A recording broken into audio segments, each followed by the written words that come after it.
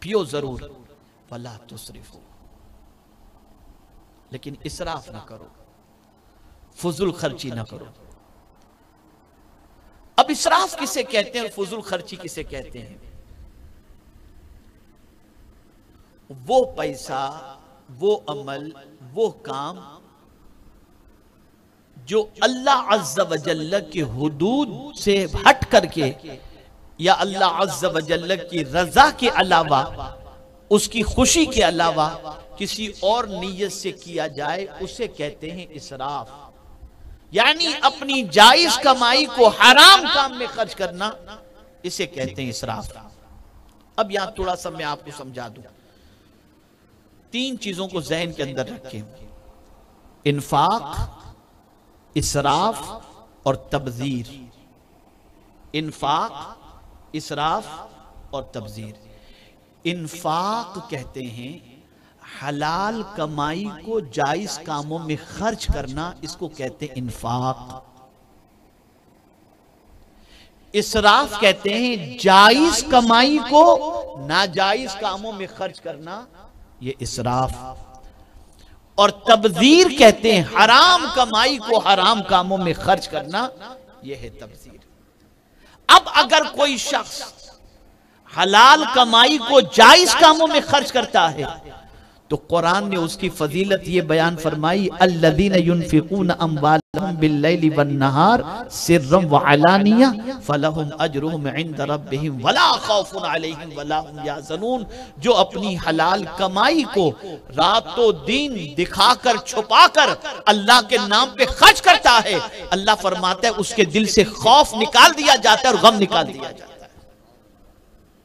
اللہ والے اسی لیے بے خوف ہیں، وہ جمع کرنے میں نہیں سمجھتے۔ غوث پاک فرماتے میرے ہاتھ میں سوراخ ہے، کوئی پیسہ رکتا ہی نہیں، یوں آیا یوں دے دیا، خالی ہو جاتا ہے، رکتا ہی نہیں۔ غوث پاک فرماتے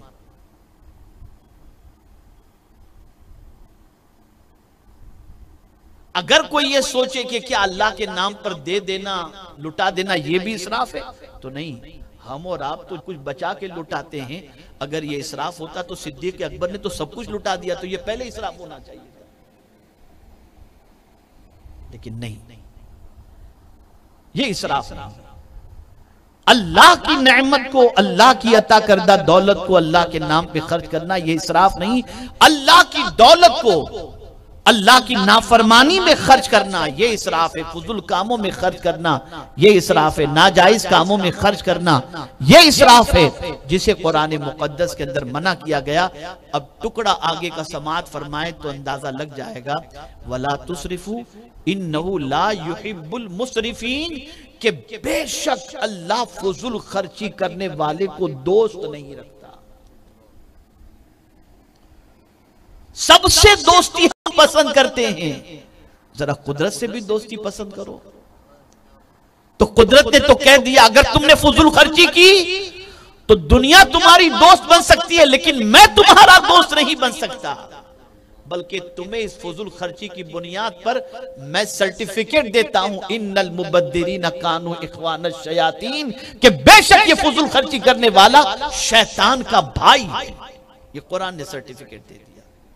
تو میرے پیارے آقا صلی اللہ تعالی علیہ وسلم کے پیارے دیوانوں، ہم سب کی ذمہ داری ہے کھانے میں اعتدال، پینے میں اعتدال، چلنے میں اعتدال، میانہ روی اختیار کرو، درمیانی چال اور درمیانی زندگی اختیار کرو، اوور بھی مت ہو جاؤ اور اتنا ہاتھ روک کر کے بھی مت رکھو۔ اور خاص طور پر میرے پیارے آقا صلی اللہ تعالی علیہ وسلم کے پیارے دیوانوں، دنیا کی شو بازی کے لیے اپنی دولت کی نمائش مت کرو، اس لیے کہ یاد رکھیں کل کے دن کے بارے میں نہ آپ جانتے ہیں نہ میں جانتا ہوں کہ آنے والے دنوں میں کون کیا ہوگا۔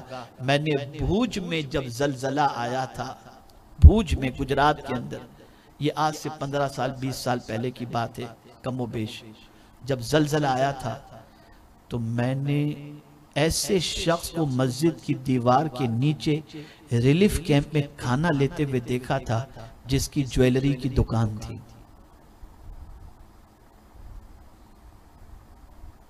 جویلری کی دکان تھی، لیکن زلزلے کی وجہ سے سب فنش ہو گیا۔ دھنس گیا سب. اور اس منظر کو دیکھ کر آنے کے بعد 3 دنوں رات تک میں سو نہیں سکا، اس لیے کہ میں نے زمین کے اندر شگاف دیکھے تھے اور کئی میٹر تک میں نے زمین کے اندر کا منظر دیکھا تھا، کس طریقے سے زمین پھٹی تھی. میں نے کئی عمارتوں کو زمین میں اس طرح سے دھسے ہوئے دیکھا تھا کہ 3 منزلیں اندر دھسے ہوئے ہیں اور 4تھا منزلہ لٹک رہا ہے. یہ پوزیشن میں نے اپنی ماتوں کی آنکھوں سے. تو ہم نہیں جانتے کل کا دن کیسا ہے، ہم نہیں جانتے آنے والے ایام کیسے ہیں.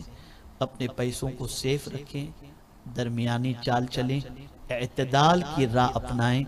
قرآن ہمیں اعتدال کی تعلیم دیتا ہے. اوور نہ ہو، اور جو کام جتنے سستے میں اور آرام سے اور جو ہے وہ مختصر میں ہو جاتا ہو تو ہم اس کو زیادہ کے اندر کرنے کی کوشش نہ کریں. بہت اوور ہونے کے لیے جائیں گے تو پھر ہماری زندگی تباہ و برباد ہو جائے گی اور ہم کہیں کے نہیں رہیں گے. اور ہماری سب سے بڑی ریسپانسبلٹی ہے کہ ہم الون نہ اٹھیں، اپنی قوم کو اٹھانے کی بھی فکر کریں، اپنی قوم کے پریشان حالوں کی بھی فکر کریں. بس ایک آخری بات عرض کر کے میں اپنی گفتگو کو وائنڈ اپ کرتا ہوں. میرے پیارے آقا صلی اللہ علیہ وسلم کے پیارے دیوانوں، رسول اعظم صلی اللہ علیہ وسلم کو معاشرے کے کمزوروں کا کتنا خیال تھا، اس کا اندازہ آپ اس سے لگائیں. ایک شخص ایک جگہ سے گزرا، کچھ بچے کھیل رہے تھے، انہی کھیلنے والے بچوں میں وہ شخص جو گزر رہا تھا اس کا بچہ بھی تھا. اس نے اپنے بچے کو آواز دیا، بیٹے. میرے آقا صلی اللہ علیہ وسلم تشریف فرماتے. آقا کریم صلی اللہ علیہ وسلم نے فرمایا اس شخص سے اپنے بیٹے کو مت بلاؤ اپنے بیٹے کو. وہ عرض کرنے لگے، حضور میرے بیٹے کا مجھے کام ہے اس لیے میں بلا رہا ہوں، ضرورت ہے اس کی. سرکار نے فرمایا نہ بلاؤ. وہ عرض کرنے لگا، ٹھیک ہے حضور آپ کا حکم سر اور آنکھوں پر، لیکن ریزن تو بتائیے کہ آپ کیوں منع کر رہے ہیں. تو میرے آقا صلی اللہ علیہ وسلم نے فرمایا، ان کھیلنے والے بچوں کے اندر کچھ بچے یتیم بھی ہیں. جب تم اپنے بیٹے کو بلاؤ گے تو یتیم بچوں کو اپنا باپ یاد آ جائے گا جس سے ان کا دل دکھے گا، اور میں نہیں چاہتا کہ تمہاری حرکت سے کسی یتیم کا دل دکھ جائے. اب ایک سوال میں آپ سے پوچھتا ہوں، ہم لاکھوں کروڑوں شادیوں میں خرچ کرتے ہیں، کیا غریبوں کا دل نہیں دکھتا ہوگا؟ غریب بچیوں کے دل کی آہیں نہیں نکلتی ہوں گی؟ وہ اپنے ماں باپ پر پریشر نہیں ڈالتے ہوں گے؟ ہمیں چاہیے کہ ہم اعتدال کی راہ کو اپنائیں اور رسول اعظم صلی اللہ علیہ وسلم کی پیروی کرتے ہوئے اپنی زندگی کو گزارنے کی کوشش کریں گے.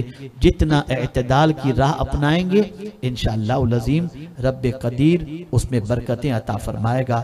آقا کریم صلی اللہ علیہ وسلم نے فرمایا، خیر الامور اوسطها، بہترین کام درمیانی کام ہے.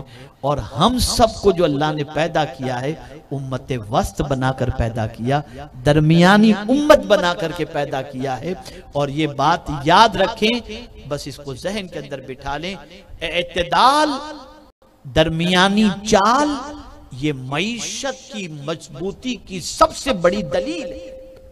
اگر کوئی درمیانی چال چلتا ہے تو اس کی اکانومی سٹرونگ رہے گی، ہمیشہ ایک سٹرونگ رہے گی، زوال نہیں آئے گا. کیونکہ میں دلیل قرآن کی پیش کرتا ہوں، کیونکہ اس نے اللہ کی دی ہوئی دولت کا مس یوز نہیں کیا، اس کے فرمان کے مطابق خرچ کیا. تو میرا مولا فرماتا ہے لَإِن شَكَرْتُمْ لَأَزِيدَنَّكُمْ، تم شکر کرو گے ہم تم کو زیادہ عطا